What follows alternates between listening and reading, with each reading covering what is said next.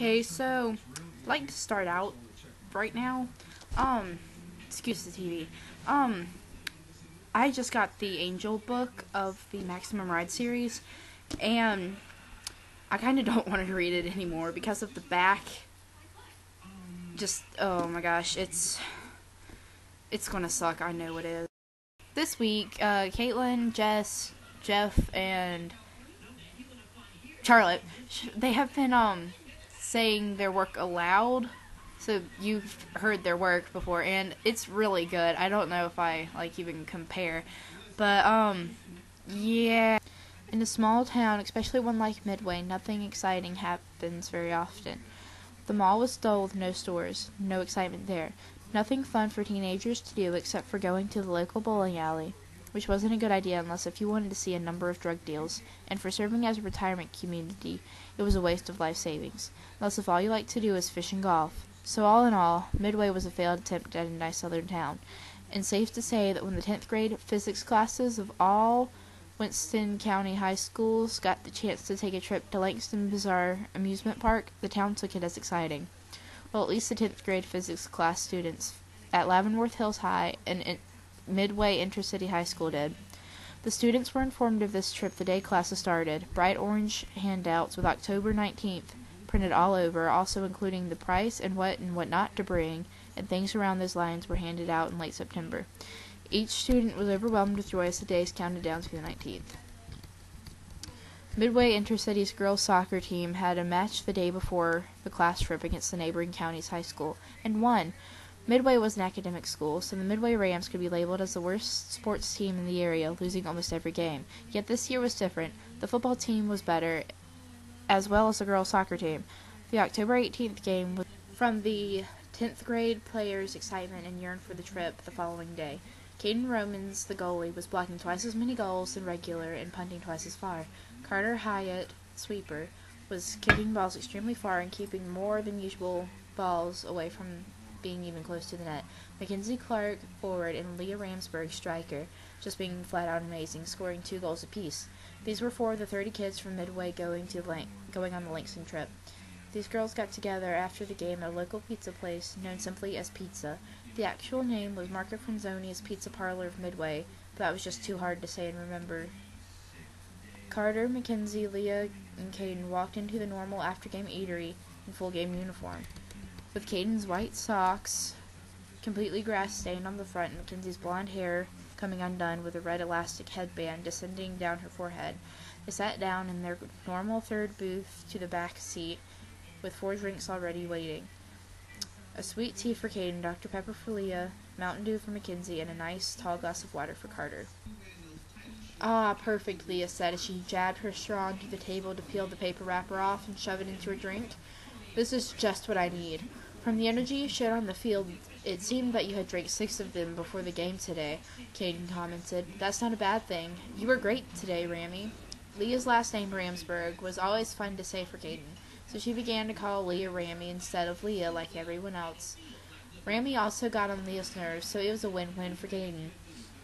Her mission was to give all of her friends a nickname, no matter how stupid they were. It's because of the trip tomorrow, ain't it? Mackenzie said to Leah. Yes, sir, Leah replied. It's so exciting. We've been waiting for 2 months, and now it's here. I haven't ever been to Langston before. I'm going to ride every ride. Caden, you, Holly, and Catherine are going to ride at least one of them with me. Holly Batts and Catherine Herring were Leah and Caden's best friends. The 4 of them were like a little clique, without the stereotype of being snotty and preppy. Oh, you should take them with you on the Constrictor. That's like the tallest, most swirly ride there. It's a must-ride, Carter exclaimed while using crazy hand motions to describe the loopiness of the ride, and then took a sip of her water. I can guarantee you that if it's tall, I myself wouldn't want to ride it. You know I can't stand heights, and I highly doubt Catherine would want to ride it either. We're more the scrambler type, you know, like on-the-ground roller coasters, Caden tried to say, trying to make an excuse that made sense. You're just a party pooper, young lady. I don't care what you say, you are riding it with me, Leah replied, with a voice like a child complaining about their parents not buying them a toy. Okay, sure. Leah and Caden continued arguing about Caden riding the Constrictor, and Mackenzie and Carter chatted about riding Falcon's Drop, the new supposed fastest, craziest ride at Langston Bazaar, with an 85-degree drop, and drifting in and out of the conversation of their friends. As they talked, Mr. Franzoni, a tall, bald, round, and red-cheeked man, waddled out of the metallic kitchen and past their table, with the aroma of garlic and green bell pepper following them. The bald Italian Santa Claus passed them in a rushed walk, making the girls all pause their conversations to sniff the garlic and bell pepper air and yearn more for pizza. Except for Caden. She was very fond of the Franzoni ravioli. Actually, she was fond of all ravioli, which had earned her the nickname of Rav. Though other than Damon, a boy that was just like her twin, no one had called her that since 8th grade. She was pretty sure the reason no one called her that is because they had forgotten about it. They had more to think about now than old nicknames relating to square dough pockets and ricotta cheese. Leah leaned over the edge of the booth bench and caught Mr. Franzoni's attention. He shuffled over to the table and asked for their orders, which he already knew what they wanted, a large pepperoni pizza and a cheese and mushroom ravioli.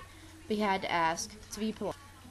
As the girls said their food desires in a you-know-what-we-want, why-did-you-ask tone of voice, two sets of teenagers walked into the pizza parlor. The first group turned out to be 3 boys from Midway. In fact, they were part of the 4 girls' physics class. These 3 boys included Logan Wolfe, a short boy with shaggy dark blonde hair and a chiseled face; Damon Gallagher, a tall blonde boy with a round face and flippy soft hair; and Scott Petro, an overly tall, tan boy that resembled a Nazi. The 3 boys, talking loudly, walked slowly over to the table of the 4 girls, pulled up chairs, and sat down. However, due to the loud and uncalled-for appearance of the 3 miscreants, this boy-girl duo walked in much, much more quieter and almost unnoticed. These were the children of Charles Winston, a very famous author. Krista and Maxwell Winston were twins. That, other than the body type of stick, skinny, and tall, had no resemblance at all. Maxwell Winston was brown-headed with the abundance of freckles on his face. He had green eyes like his father and pale skin like his mother. Krista, on the other hand, had black hair and was very tan, as her father, but she had brown eyes, which no one else in the household did. And that's all I'm going to read from that, because my mouth is tired, and I've had way too many bloopers, and my eyes are starting to hurt. Transitioning into a goodbye, fellow nerd writers. Caitlin, I will see you Tuesday.